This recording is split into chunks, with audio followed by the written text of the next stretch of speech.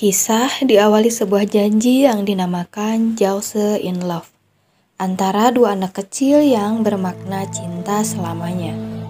Si anak laki-laki menyimpan kalung liontin, sedangkan si anak perempuan menyimpan kuncinya. Mereka berjanji, setelah dewasa nanti, mereka akan bertemu lalu membuka kunci tersebut dan menikah. 10 tahun kemudian, nampak seorang pemuda laki-laki yang bernama Ichijo Raku. Ia sedang mempersiapkan sarapan pagi dengan porsi banyak. Dan ternyata itu semua untuk sarapan para anggota Yakuza, di mana ayah Raku sendiri adalah sang ketua Yakuza. Dengan terang-terangan Raku mengatakan kalau dirinya ingin kuliah di universitas unggulan dan menjadi pegawai negeri. Tidak lama, datanglah si bos Yakuza alias ayahnya Raku sendiri yang mengatakan kalau besok-besok dirinya ingin membicarakan hal penting dengan Raku. Adegan berpindah. Nampak Raku sampai di sekolah di antar para anggota Yakuza. Dan salah satu dari mereka pun mengatakan kalau baru-baru ini ada anggota mafia yang menyerang wilayah Yakuza. Nampak ekspresi Raku yang kurang menyukai suasana bentrok. Ia ingin segera pergi dan hidup tenang. Di sisi lain, seorang wanita blasteran nampaknya kesiangan.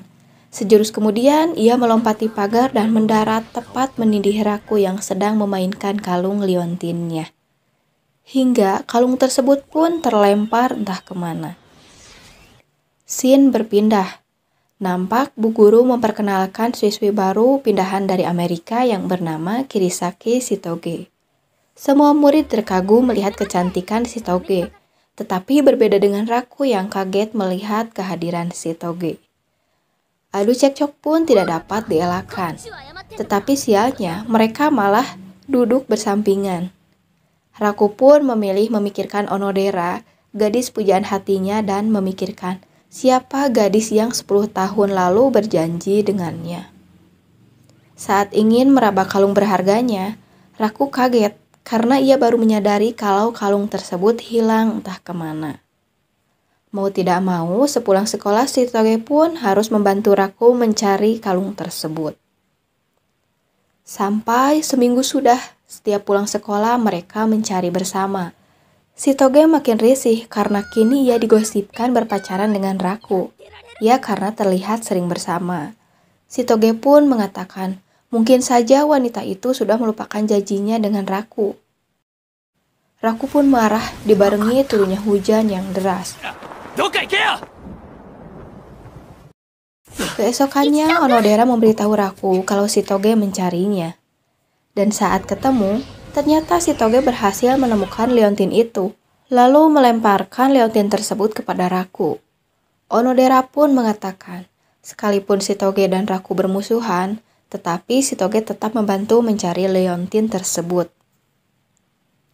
Raku pun mengatakan kalau sudah saatnya ia melupakan janji tersebut. Ya karena teringat gitu perkataan dari si Shitoge. Mendengar itu, refleks Onodera pun mengatakan kalau itu tidak benar. Bagaimana kalau gadis itu masih mengingatnya dan ia bakal sedih kalau dilupakan. Mendengar itu, Raku pun memilih memakai kembali liontin itu. Setelah kepergian Raku, nampak Onodera memegang sebuah kunci dan mengatakan kalau dirinya lagi-lagi tidak bisa bertanya lebih mendalam kepada Raku. Sepulang sekolah, ayahnya Raku pun mengatakan kalau kini saatnya ia mengatakan hal penting yang tempo hari ia janjikan. Sang ayah pun mengatakan kalau Raku pasti sudah mendengar perseteruan antara kelompok Yakuza yang dipimpin ayahnya dengan kelompok mafia yang bernama Beehive. Peperangan tersebut tidak lama lagi akan mencapai tingkat habis-habisan. Tetapi ayahnya Raku mengatakan kalau bos mafia sendiri merupakan teman lamanya. Dengan begitu, untuk meredam kedua kelompok, ayahnya Raku pun berencana menjodohkan kedua anak mereka yang kebetulan anak ketua mafia adalah seorang gadis seusia Raku. Raku tidak dapat menolak keputusan ayahnya. Ia pun menyetujui hal tersebut, toh hanya pura-pura pacaran gitu. Dan mereka akan pura-pura pacaran selama 3 tahun ke depan. Saat tirai dibuka, Ternyata gadis itu adalah Kirisaki Shitoge, gadis yang tempo hari bermasalah dengannya. Raku sangat kaget, begitupun Shitoge. Masa-masa berantem kini berubah menjadi masa-masa menjadi sepasang kekasih. Saat mereka saling mengungkapkan penolakan, tiba-tiba datanglah Cloud beserta jajaran anggota mafia yang mengira kalau nona mereka telah diculik.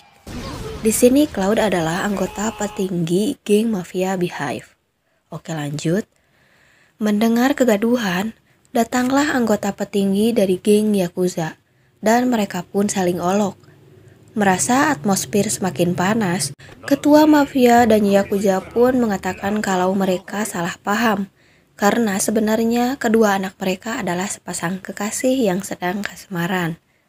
Suasana mulai menenang, tetapi kembali memanas karena mereka refleks mengatakan penolakan, di mana Raku menyebut kalau Shitoge adalah cewek gorila, sementara Shitoge mengatakan kalau Raku adalah si daun toge.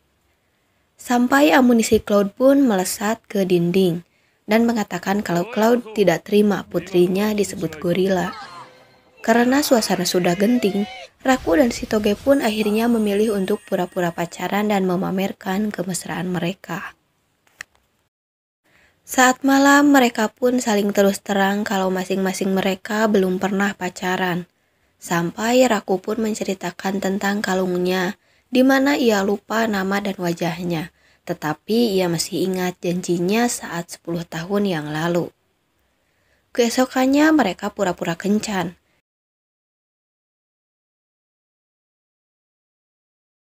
Tetapi diam-diam, mereka diikuti oleh para anggota dari masing-masing mereka.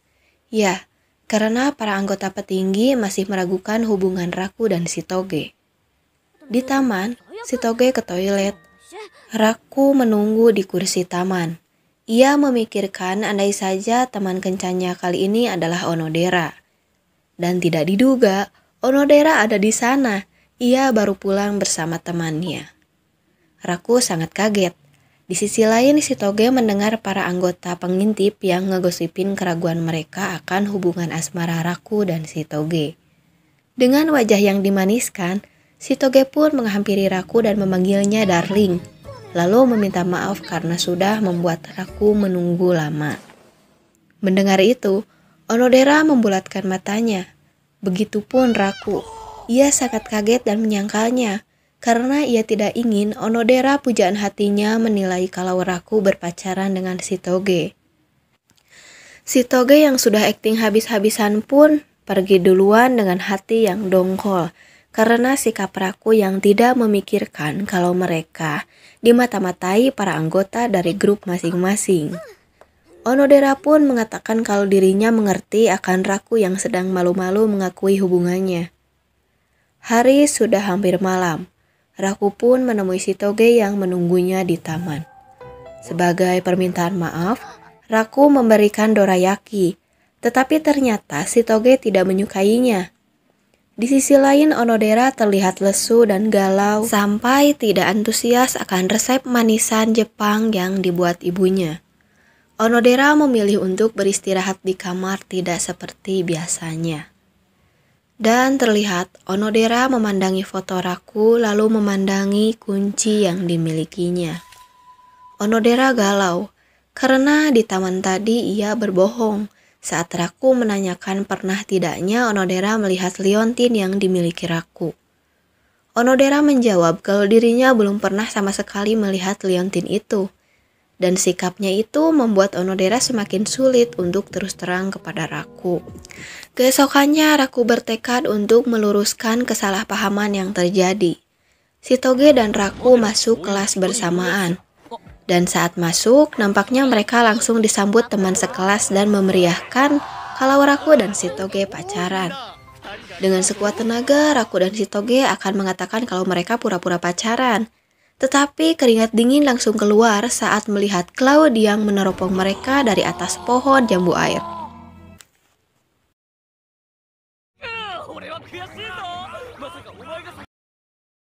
Akhirnya Raku dan Shitoge pun malah memperjelas hubungan mereka di depan kelas dengan mengatakan kalau mereka saat ini sedang kasmaran. Di sekolah Raku sangat sedih karena Cloud yang terus mengintai membuatnya susah untuk terus terang kepada Onodera. Sesuai pepatah gitu ya, pucuk dicinta ulang pun tiba. Saat pulang, tepat sekali Onodera sendirian. Raku sedikit bimbang akan kata-kata apa yang cocok untuk disampaikan. Sampai Raku pun mengatakan kalau dirinya tidak cocok dengan Kirisaki. Onodera pun mengelak, lalu mengatakan kalau Raku memiliki banyak kelebihan. Lalu Onodera pun mengatakan kebaikan-kebaikan Raku seperti rela menolong seorang nenek berjam-jam tanpa mengharapkan imbalan, menyayangi binatang, dan mengaku belum mengerjakan PR supaya menemani temannya yang dihukum. Raku sangat bahagia, ternyata Onodera memperhatikannya. Dan tiba-tiba Onodera disenggol seseorang sampai kuncinya terjatuh. Dengan sangat kaget, Onodera pun mengatakan kalau itu merupakan kunci rumahnya. Lalu mengatakan kalau itu kunci lemari buku di rumahnya. Onodera yang sangat salting pun buru-buru pergi dan meninggalkan Raku.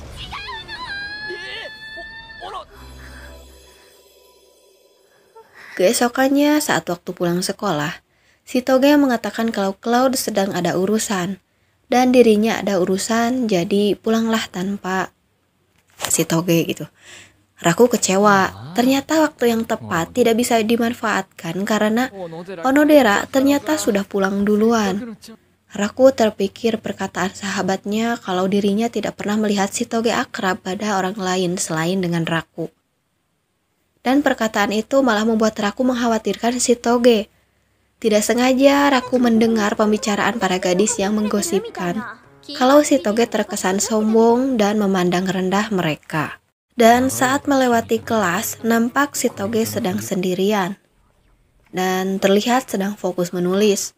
Ternyata si Toge sedang menuliskan nama-nama teman wanitanya, termasuk jenis ikatan rambut dan hobi yang digemarinya, termasuk pembicaraan apa yang paling diminati. Tiba-tiba si Toge sangat kaget mengetahui kedatangan Raku. Sampai si Toge menceritakan, sejak dulu Cloud terlalu protektif menjaga si Toge dan membuat si Toge kesusahan mencari teman. Raku pun berkata kalau dirinya dulu membuat catatan-catatan seperti yang si Toge buat. Karena lingkungan Raku sebagai anak Yakuza tidak berbeda jauh dengan si Toge sebagai anak mafia. Tetapi seperti biasa, selalu ada saja cekcok di antara mereka. Sampai si Toge mengatakan kalau hubungan mereka hanya pura-pura. Di sisi lain, Onodera ternyata mendengar pembicaraan mereka. Dan keesokannya, Onodera terlihat bahagia dan membantu Raku dan si Toge merawat hewan peliharaan sekolah. Setelah kemarin membahas catatan bersama Raku, kini si Toge mulai akrab dengan beberapa murid perempuan. Di taman, Raku ikut bahagia karena dibanding ekspresi cemberut, kini si Toge lebih sering menampakkan ekspresi bahagianya.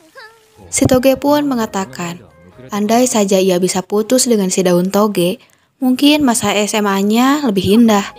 Tak mau kalah, Raku pun mengatakan keinginan yang sama, yakni masa SMA akan lebih senang jika bisa putus dengan si cewek gorila. Karena mood si Toge yang sedang baik, adu cekcok pun tidak berlangsung lama. Di sisi lain, Onodera melihat keakraban mereka dari lantai atas. Sampai Ruri mengatakan kalau Onodera naksir kepada Raku. Mendengar itu, Onodera salting seketika lalu menyangkalnya. Ruri pun mengatakan kalau sepertinya Raku juga sama memendam perasaan kepada Onodera. Dengan wajah yakinnya, Ruri pun mengatakan kalau ia akan memberi kesempatan kepada Onodera untuk mendekati Raku. Karena Ruri yang pandai bersilat lidah, akhirnya Onodera pun bisa belajar bersama di kamarnya Raku. Diikuti sahabat Raku yang bernama Maiko, terus si Toge dan Ruri sendiri. Mereka pun disambut semua anggota Yakuza. Raku penasaran kenapa Ruri tiba-tiba mengajaknya belajar bersama. Tetapi yang membuat hatinya dak-dikduk adalah karena Onodera ikut juga. Raku pun senang bukan kepalang. Dengan sinisnya, Ruri menanyakan kenapa Maiko ikut juga. Maiko pun menjawab, tidak masalah, Kan lagi pula Ruri dan Maiko adalah rekan berkacamata.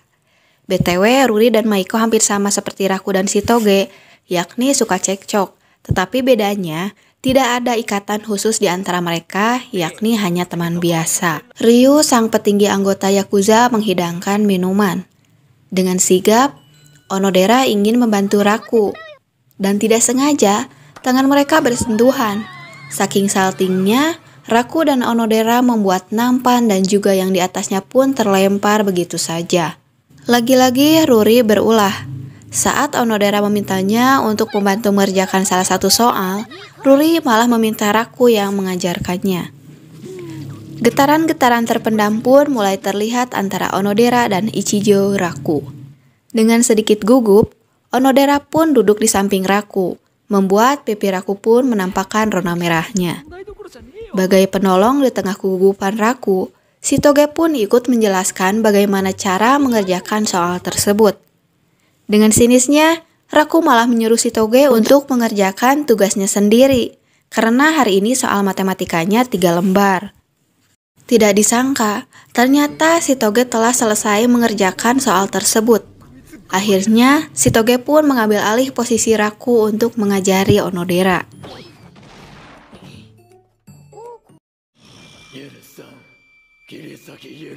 Di tengah suasana belajar, tiba-tiba Kirisaki alias Shitoge gitu menanyakan apakah Onodera menyukai seseorang.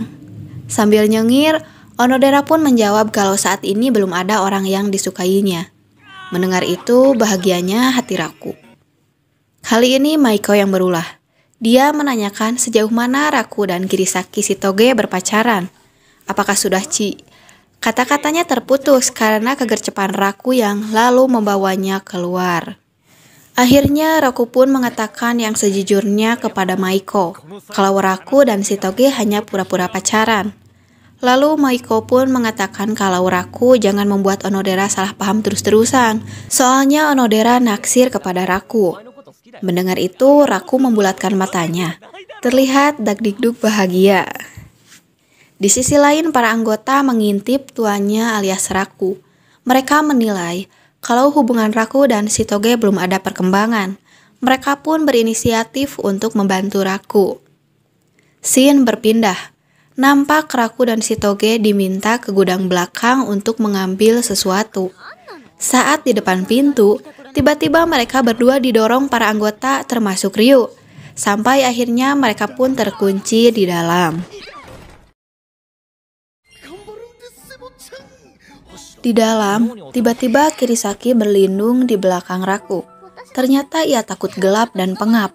Lalu Shitoge pun mengatakan kalau dulu ia pernah terjebak di mesin cuci dan gak bisa bergerak selama 5 jam. Mungkin otak cowok memang seperti itu. Ya, Raku malah memikirkan kalau ia baru menyadari kalau Shitoge imut banget. Bibirnya, rambutnya, dan tentu punggung Raku terasa hangat. Saat melihat tangga, Shitoge pun menyuruh Raku keluar duluan dan meminta pertolongan. Dengan seriusnya, Raku mengatakan kalau Raku mana mungkin meninggalkan Shitoge sendirian. Shitoge terdiam. Nah, ini salah satu resep buat cowok gitu ya, perhatian. Oke, lanjut. Seperti biasa, dari pembicaraan santai, mereka pun cekcok sampai Kirisaki pun tidak merasa takut lagi. Tiba-tiba Kirisaki pun hendak menaiki tangga. Tetapi tiba-tiba terjatuh, sampai sedikit lagi menindih Raku. Tiba-tiba datanglah Cloud yang mendobrak pintu. Ternyata ia khawatir karena Shitoge pulang terlambat. Tepat di posisi yang masih dekat, tiba-tiba datang Onodera yang wajahnya langsung merah seketika. Onodera pun buru-buru pergi dan meminta maaf karena telah mengganggu. Keesokannya Raku terus memikirkan perasaannya kepada Onodera, yang bertambah rumit karena Onodera melihat kejadian Shitoge dan Raku di gudang kemarin. Di kelas, Ruri menyemangati Onodera. Ia menanyakan apakah Onodera masih mencari anak laki-laki yang membuat janji dengannya 10 tahun lalu. Di sisi lain, Raku yang samar-samar mendengarkan pembicaraan mereka kaget dan bertanya-tanya. Tidak cukup kemarin, Ruri pun akan merencanakan kesempatan lagi untuk mengetahui perasaan Raku kepada Onodera. Dan benar saja, keesokannya Raku datang ke tempat renang tim putri. Raku pun menanyakan maksud dan tujuan Ruri. Ruri pun menjawab kalau ia meminta Raku untuk mengajari seseorang berenang. Tidak lama datanglah Onodera dengan pakaian renangnya, membuat Raku terkesima. Tetapi perhatian Raku teralihkan dengan kunci yang dipegang Onodera. Dasar Ruri gitu ya. Melihat Onodera yang masih lesu, Ruri pun dengan lantangnya menanyakan apa yang Raku dan Shitoge lakukan kemarin. Gelap-gelapan di ruangan terkunci, cuma berduaan, dengan posisi begitu, apa-apaan coba, ucap Ruri. Dengan menundukkan kepalanya, Raku mengatakan kalau itu kejahilan yang dilakukan orang-orang rumah. Dan saat itu dirinya dan Shitoge cuma kecelakaan biasa, ya hilang keseimbangan. Mendengar itu, Onodera melongo dan menyadari kalau Ruri melakukan itu untuknya.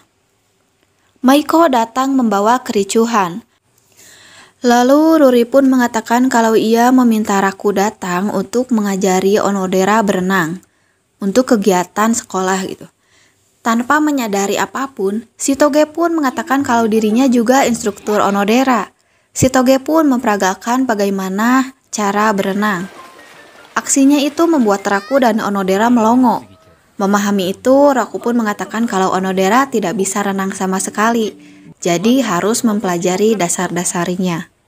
Raku merasakan tangan Onodera yang hangat. Setelah beberapa saat, Onodera pun pamit untuk membeli minum sebagai rasa terima kasih. Setelah Onodera pergi, tidak sengaja Raku melihat kunci di bawah handuk Onodera. Ia pun jadi kepikiran untuk mencoba kunci tersebut kepada kalung liontinnya. Raku selalu berharap Onodera lah yang membuat janji dengannya 10 tahun lalu. Saat-saat tegang pun melanda. Raku kaget karena kuncinya tidak masuk.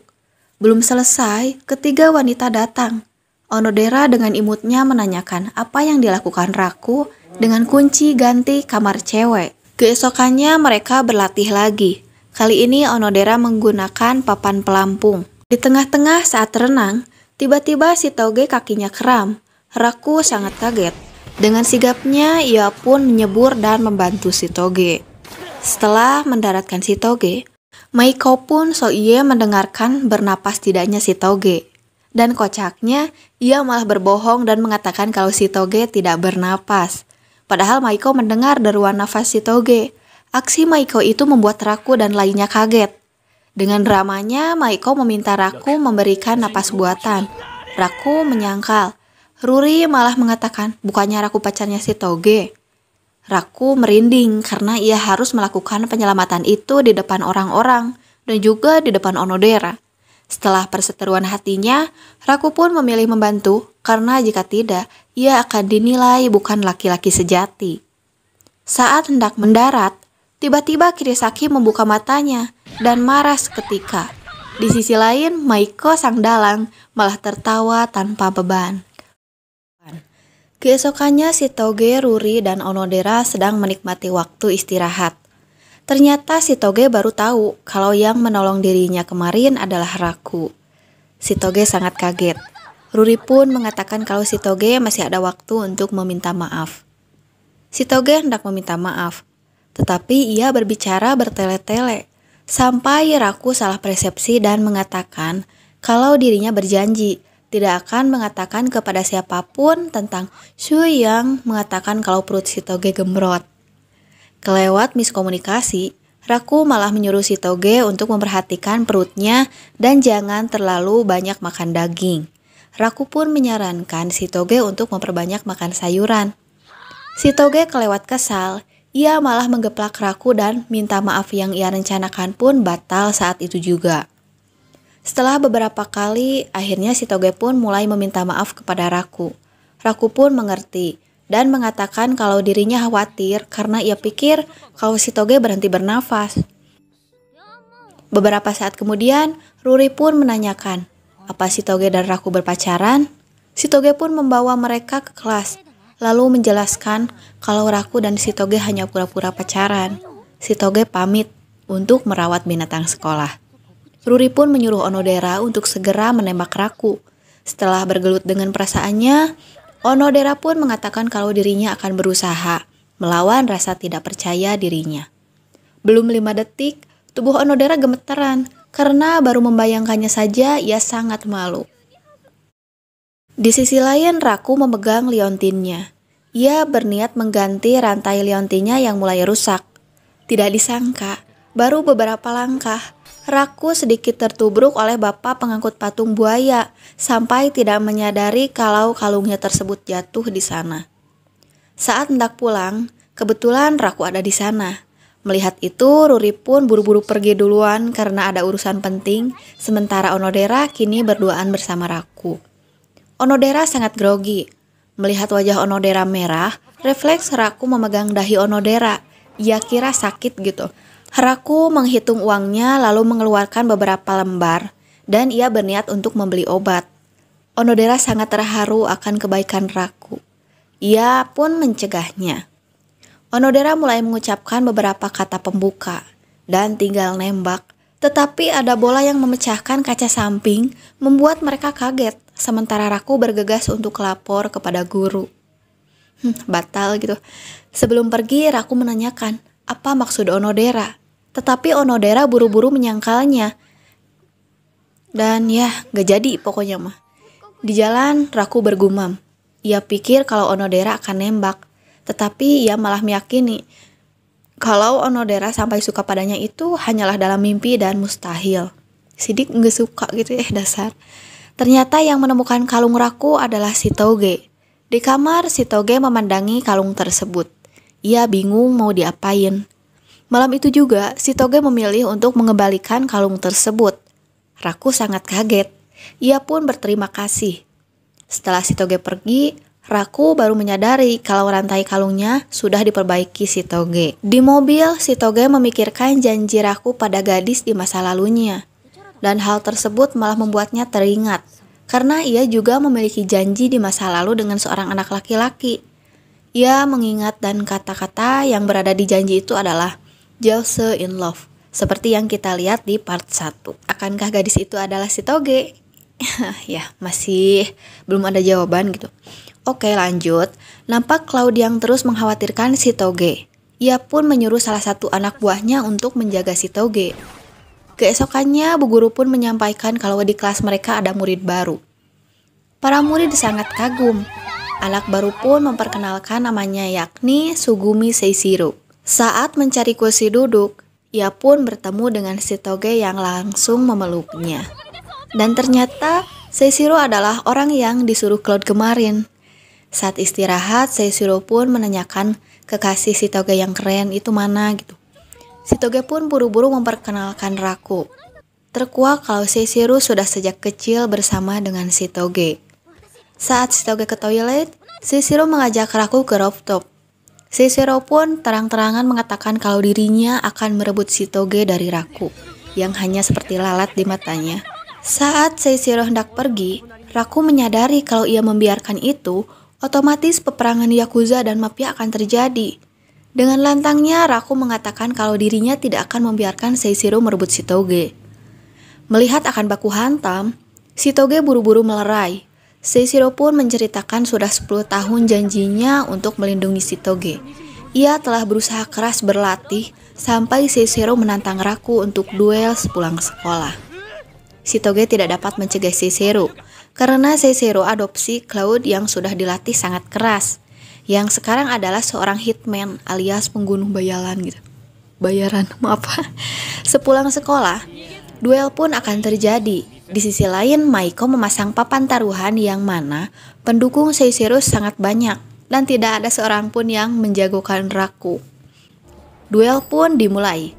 Dengan perkakas andalannya, Seishiro mulai menyerang Raku. Raku berlari sekuat tenaga. Di sisi lain, Seishiro dengan semangat yang menyala-nyala mengejar Raku tanpa ampun. Sampai Raku melompat dari atas yang diikuti Seishiro. Mereka pun jatuh ke kolam dari lantai 3. Raku memang pandai berenang. Di sisi lain, Seishiro terkulai pingsan. Karena Raku yang berperi kemanusiaan adil dan beradab, ia pun membawa Seishiro ke kamar ganti pria untuk berganti baju karena takut demam gitu. Beberapa saat kemudian, Seishiro yang sadar pun kaget. Di sisi lain Raku kaget juga karena Seishiro ternyata adalah seorang wanita. Raku terkesiap karena suara orang-orang yang memanggilnya dari luar. Mereka pun bergegas untuk sembunyi. Kirisaki dan teman-teman pun mencari keberadaan mereka. Ternyata mereka sembunyi di dalam lemari. Shitoge menyuruh untuk memeriksa kamar ganti cewek. Mereka pun mengerutkan alisnya. Kenapa ke kamar ganti cewek? Dengan datarnya, Shitoge mengatakan kalau Sugumi adalah seorang perempuan, membuat mereka kaget seketika. Di dalam lemari, Raku menanyakan kenapa namanya Seishiro. Ternyata itu adalah nama pemberian dari Cloud yang memungut Sugumi. Raku tersentuh mendengar sedikit cerita dari Sugumi. Dengan santainya ia mengatakan kalau Sugumi manis, tetapi sayang, ia harus bekerja seperti itu untuk bertahan hidup. Pipi Sugumi merona karena baru kali ini ada yang mengatakan itu padanya. Tiba-tiba Shitoge membuka pintu lemari. Awalnya ia marah, lalu mengerti kalau Raku seperti yang lainnya, yakni mengira kalau Sugumi adalah cowok. Keesokannya para murid kagum melihat Sugumi yang makin manis karena memakai seragam perempuan. Ditambah lagi Shitoge memakaikan Sugumi pita rambut yang menambah kefeminimannya. Sepulang sekolah, Sugumi dites merakit senjata dengan mata tertutup. Cloud pun menyalakan stopwatch-nya. Dan sungguh, Sugumi mampu merakit dengan sangat cepat, yakni 8 detik kurang gitu. Cloud pun memuji Sugumi yang belum kehilangan keahliannya. Ia pun menyuruh Sugumi untuk membereskan Raku jika terbukti mereka tidak berpacaran. Sugumi pun menyapa Ruri dan Onodera sebagai temannya Shitoge. Saat siang, Shitoge dan Raku disuruh membeli makanan untuk para hewan. Satu-satunya jalan adalah membeli langsung ke toko binatang terdekat karena sekolah mereka memiliki beberapa hewan langka. Shitoge menyuruh Raku pergi sendirian. Raku mengatakan kalau barangnya berat. Sugumi yang diam-diam mengintip pun langsung berdiri dan mengatakan kalau dirinya akan menggantikan Shitoge berbelanja. Sugumi menyembunyikan senjata di bajunya. Ia pun akan melakukan aksinya, yakni mengorek apakah mereka benar-benar pacaran atau tidak. Tetapi gagal sudah rencana Sugumi, karena Shitoge mendandaninya menjadi sangat feminim, dengan baju tanpa lengan, membuatnya tidak membawa perkakas andalannya. Saat pulang, Sugumi kesakitan. Ternyata kakinya lecet karena memakai high heel. Lecetnya lumayan parah. Raku tiba-tiba menggendong Sugumi di punggungnya. Awalnya Sugumi menolak, tetapi ia pun pasrah. Di jalan, Raku menanyakan cinta pertama Sugumi. Sugumi mengatakan kalau ia telah membuang sisi wanitanya dan tidak akan merasakan cinta untuk sekarang dan selamanya. Raku pun mengatakan kalau suatu saat akan ada orang yang jatuh cinta kepada Sugumi. Seperti biasa, Cloud menyuruh Sugumi seperti kemarin. Tetapi gagal. Saat ditanya Raku, Sugumi kehilangan konsentrasi.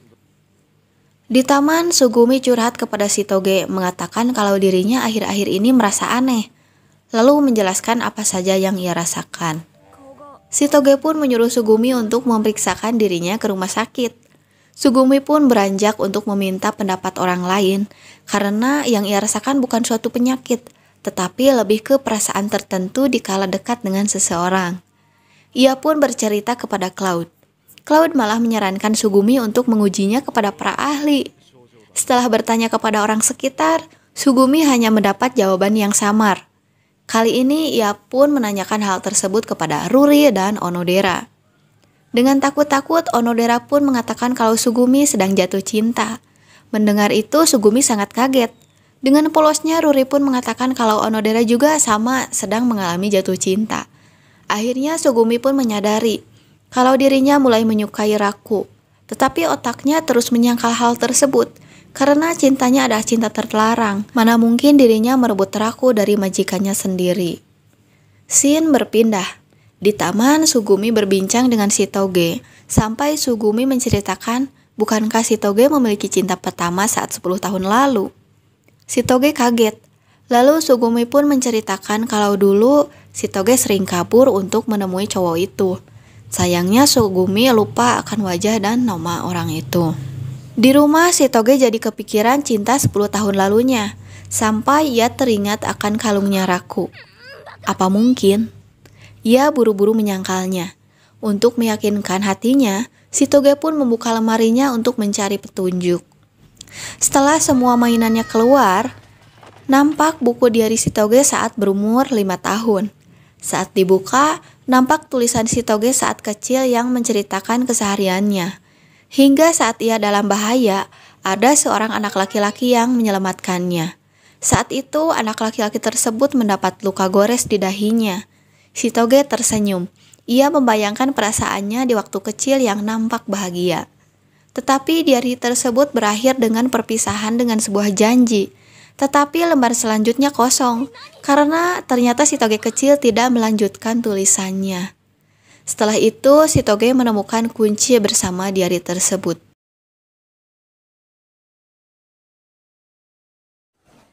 Bu guru menyuruh para murid untuk berkelompok. Dengan tiap kelompok beranggota 6 orang. Ternyata sekolah mengadakan karya wisata ke suatu tempat. Di dalam bus, Raku mendapat kursi yang paling diiriin siswa laki-laki. Apalagi kalau bukan duduk di tengah-tengah di antara 4 wanita. Tidak hentinya, setiap ada kesempatan, Ruri selalu membuat Onodera dekat dengan Raku. Begitupun di dalam bis, Ruri dengan santainya menyeret Onodera sampai dekat sekali dengan Raku. Sesampainya di lokasi, setiap kelompok akan memasak nasi dan kari. Raku bagian menjaga tungku. Ia terdiam melihat Chitoge yang nampak bahagia. Chitoge sesekali memikirkan cowok 10 tahun lalu yang berjanji dengannya. Apa luka di dahinya sekarang masih ada? Karena memikirkan itu, Chitoge tidak fokus sampai Tijalike dan air di mangkoknya pun terlempar dan tepat mengenai kepala Raku. Raku menyibakkan rambutnya. Chitoge melongo melihat bekas luka di dahi Raku. Di sisi lain, Raku melongo melihat kunci yang dikalungkan Chitoge. Ia merasa tidak asing dengan kunci tersebut. Raku pun menceritakan bekas luka itu ia dapat saat kecil, tetapi Raku lupa penyebabnya. Sesampainya di penginapan, kelompok Raku yang beranggotakan Chitoge, Sugumi, Onodera, Ruri, dan Maiko pun mulai melihat-lihat ruangan.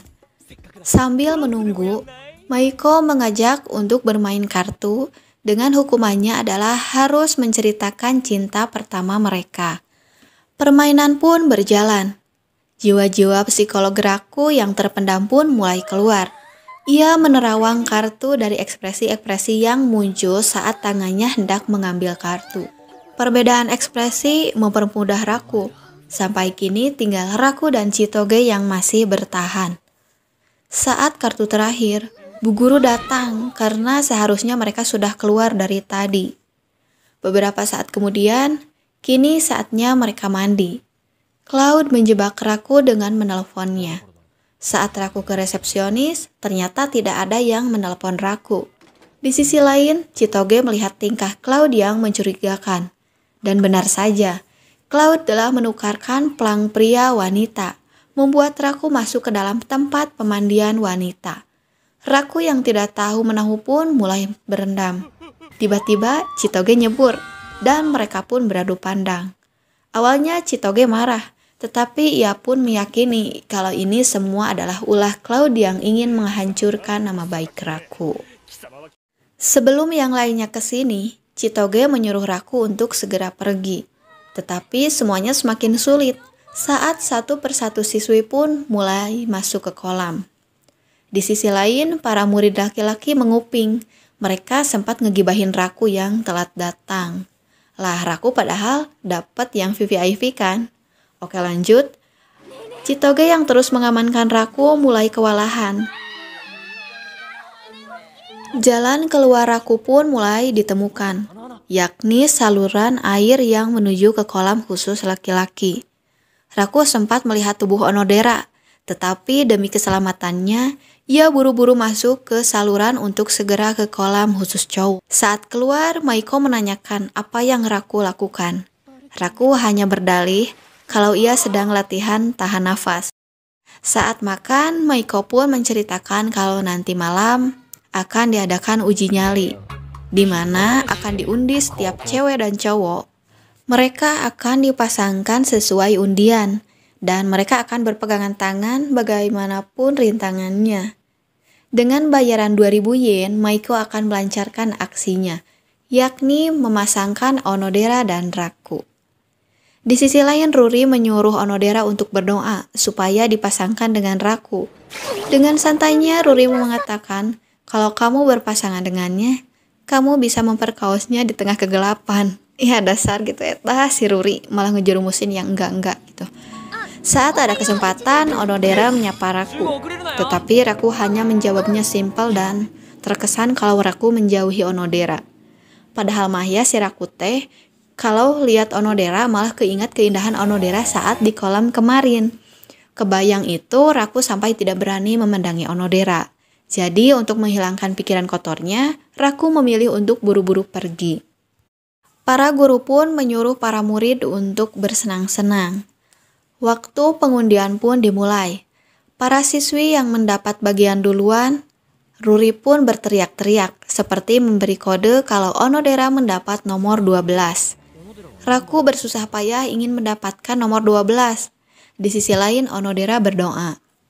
Dan serasa mendapat kuis 2 miliar, Raku kaget sekaligus bahagia karena ia mendapatkan nomor yang sama dengan Onodera, yakni nomor 12.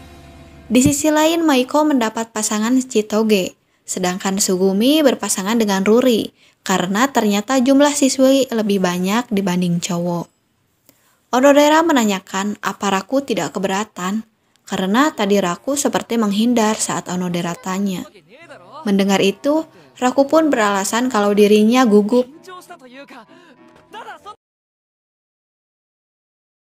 Onodera nampak bahagia, karena baru kali ini ia menginap sekamar menjadi hantu untuk menggantikan salah satu guru yang sakit perut.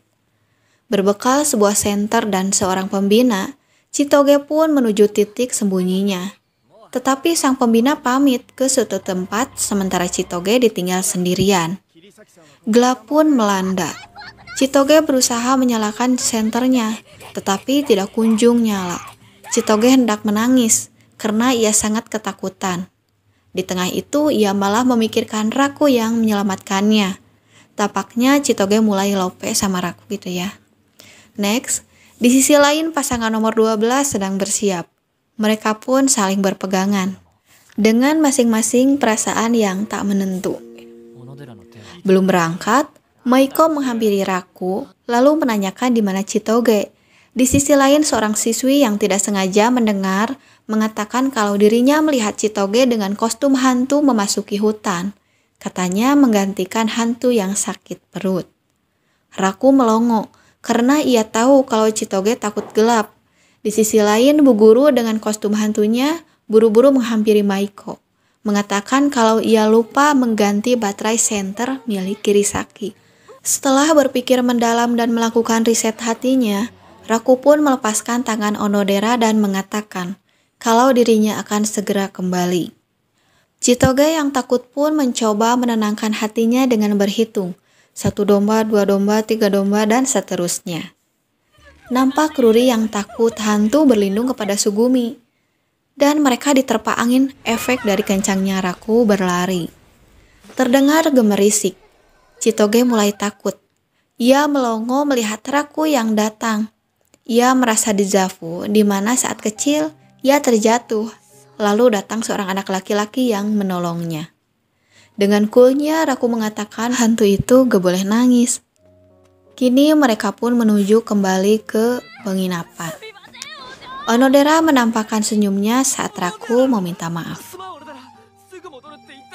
Keesokannya, tanpa sepengetahuan Chitoge, Sugumi mengundang Ruri, Onodera, dan Raku untuk datang ke rumah Chitoge sebagai kejutan di hari ulang tahun Chitoge. Ruri, sahabat yang terlalu peka pun mengatakan kalau begitu, sepulang sekolah, Onodera dan Raku membeli kadonya berdua saja. Ia tidak ikut dengan alasan kalau dirinya sakit perut. Dan kocaknya, Ruri dengan muka datarnya mengatur jam berapa mereka ketemuan. Di kafe, Raku mulai gugup. Tidak lama Onodera pun datang. Onodera pun merasakan hal yang sama dengan Raku, yakni gugup dan rona merah di pipi sebagai tandanya. Dan kencan mereka hanya berlangsung sebentar, karena kini mereka telah mendapatkan hadiah yang akan diberikan kepada Chitoge. Raku merasa jadi pengecut karena tidak dapat mengulur waktu. Onodera mengajak Raku untuk memutar jalan sebentar. Setelah beberapa saat, mereka pun sampai di sebuah tempat yang membuat Raku terpukau karena pemandangannya sangat indah. Onodera pun mengatakan kalau ini tempat rahasianya. Raku merasa jadi orang yang berarti untuk Onodera karena ternyata ini hanya menjadi rahasia mereka berdua. Saat melihat Onodera, Raku merasakan sedikit dejavu di masa lalu, hingga mereka mulai membincangkan janji 10 tahun lalu.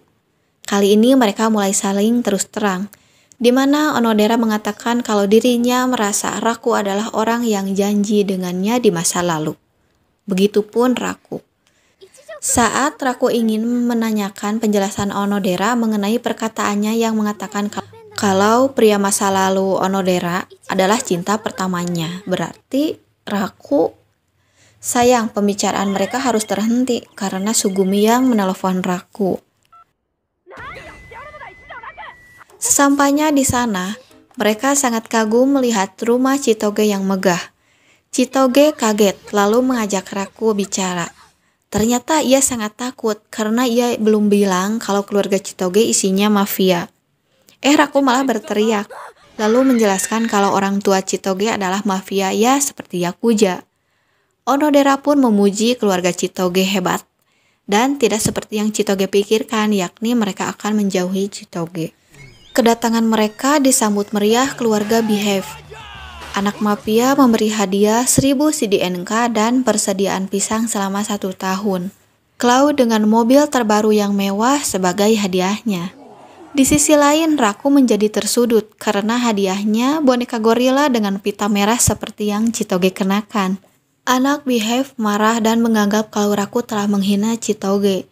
Chitoge pun pura-pura kalau ia menyukai hadiahnya. Scene berpindah. Di balkon nampak Chitoge dan Raku berduaan. Raku merasa jantungnya tidak karuan karena Chitoge sedikit menampakkan sisi manisnya. Chitoge menanyakan apa Raku masih mencintai gadis di masa lalu. Raku yang sedikit yakin kalau itu Onodera pun mengatakan kalau dirinya masih mencintai gadis itu. Tiba-tiba Chitoge mengatakan, Jause in love. Mendengar itu Raku kaget. Cerita pun bersambung. Terima kasih ya teman-teman udah nonton sampai di menit terakhir ini.